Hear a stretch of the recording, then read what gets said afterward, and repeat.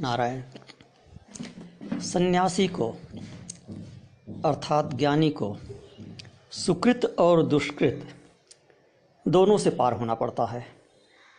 पाप और पुण्य दोनों से मुक्त होना पड़ता है। लोग कहेंगे पुण्य से क्यों?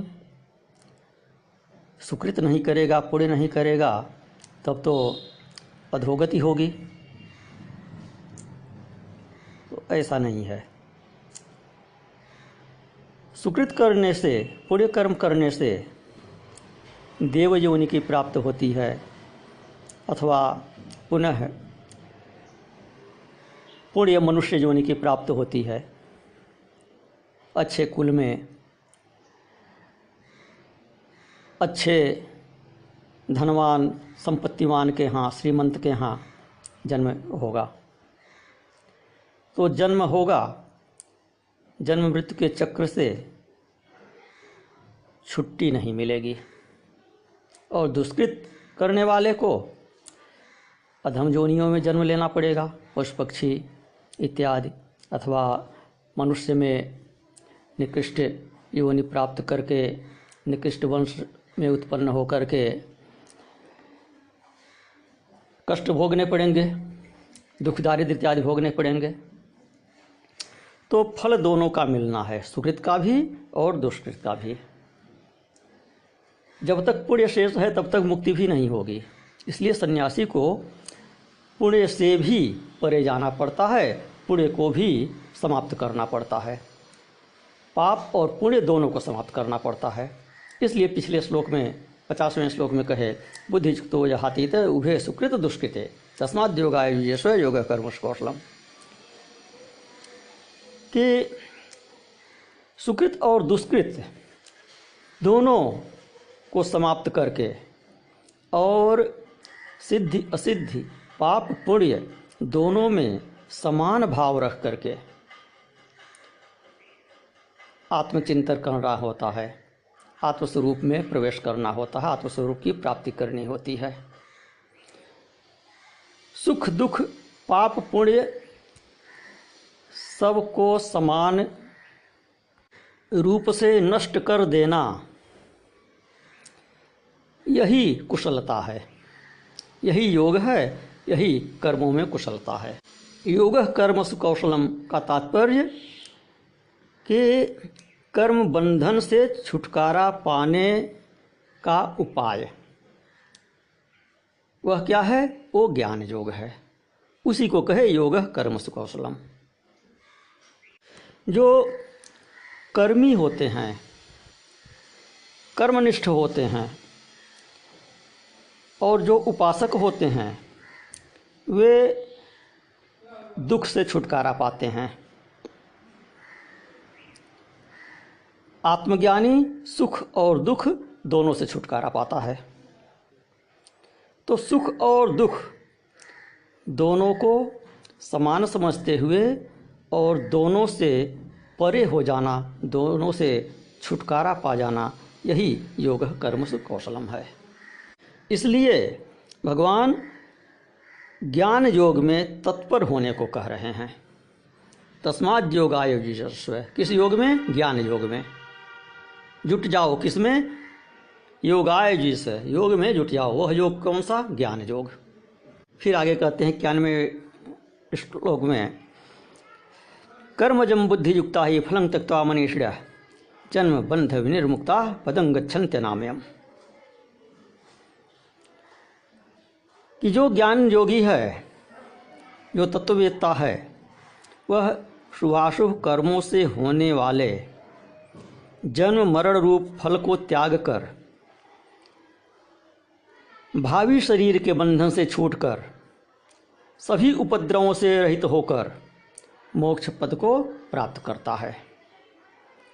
पदं गच्छन्ति नामयम्, पदं क्या? मोक्ष पद। अनामयम, आमय रहित को अनामय कहते हैं। आमय क्या है? आमय कहते हैं रोग को। रोग क्या है? आध्यात्मिक, आधिदैविक, आधिभौतिक। यही 3 प्रकार के रोग हैं या यही 3 प्रकार के उपद्रव हैं। तो इन तीनों तापों से, इन तीनों रोगों से, इन तीनों उपद्रवों से मुक्त होना ही अनामय होना है, और वह अनामय पद वह मोक्ष पद है। इससे मुक्ति कैसे होती है?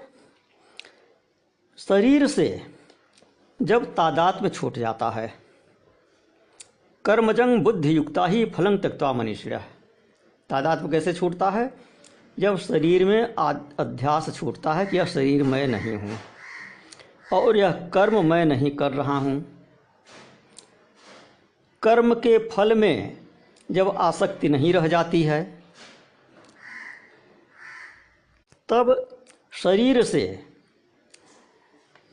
उस साधक का तादात्म्य संबंध छूट जाता है।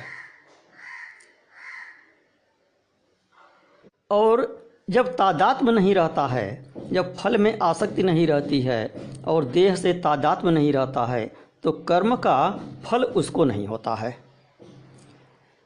तो संचित कर्म दग्ध हो जाते हैं ज्ञानी के, और क्रियमाण कर्म का उसे फल नहीं होता, क्योंकि फल में उसकी आसक्ति नहीं है और शरीर में उसका अध्यास नहीं है।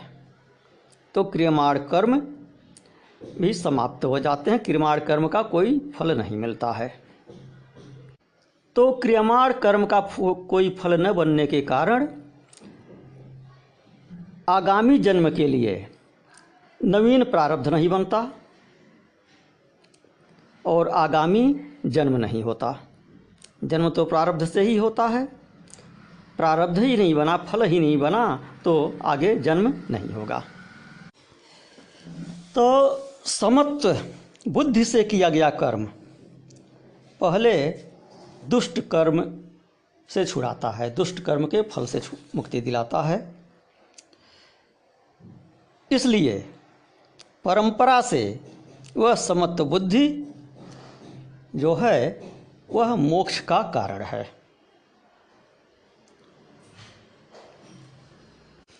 पहले दुष्कृत छूटता है, उसके उपरांत सुकृत भी छूट जाता है।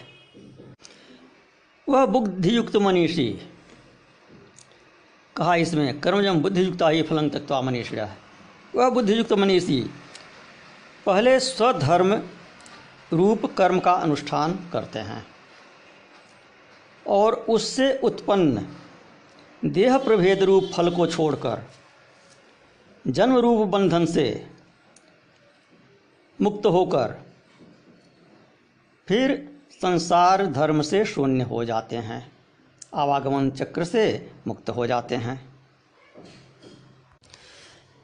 देव इत्यादि योनियाँ इष्ट हैं, सुकृत के फल हैं, और तिर्यक योनियाँ अनिष्ट हैं, दुष्कृत के फल हैं। तो इनकी प्राप्ति ही कर्म का फल है, क्योंकि ये कर्म से बनते हैं। तो समत्व बुद्धि से जो युक्त पुरुष है वह इष्टानिष्ट देह प्राप्ति रूप कर्म फल को छोड़कर ज्ञान को प्राप्त करता है और फिर जन्म बंधन से मुक्त होकर वह इस जीवन में ही अर्थात जीते हुए ही संपूर्ण उपद्रवों से शून्य होकर, जो आधिदैविक आधिभौतिक आध्यात्मिक उपद्रव हैं, इनसे मुक्त होकर परम पद को प्राप्त कर लेता है। जीते जी ही परम पद की प्राप्ति होती है। जो जीते जी मुक्त नहीं हुआ उसे मरने के बाद मोक्ष नहीं मिलता है। मरने के बाद तो स्वर्ग मिलता है अथवा नरक मिलता है अथवा पुनर्जन्म होता है। मोक्ष मिलता है तो जीते जी ही मिलता है। तो इस प्रकार तात्पर्य यह है कहने का कि देह की प्राप्ति में कर्म ही निमित्त कारण है और इस कर्म का पूर्णतया नाश होने से देह की प्राप्ति आगे नहीं होती है और इस कर्म का पूर्णतया नाश केवल और केवल तत्व ज्ञान से होता है। तो उस तत्व ज्ञान का अंतरंग साधन है श्रवण इत्यादि। और श्रवण इत्यादि का अधिकारी कौन है? जो साधन चतुष्टय संपन्न है।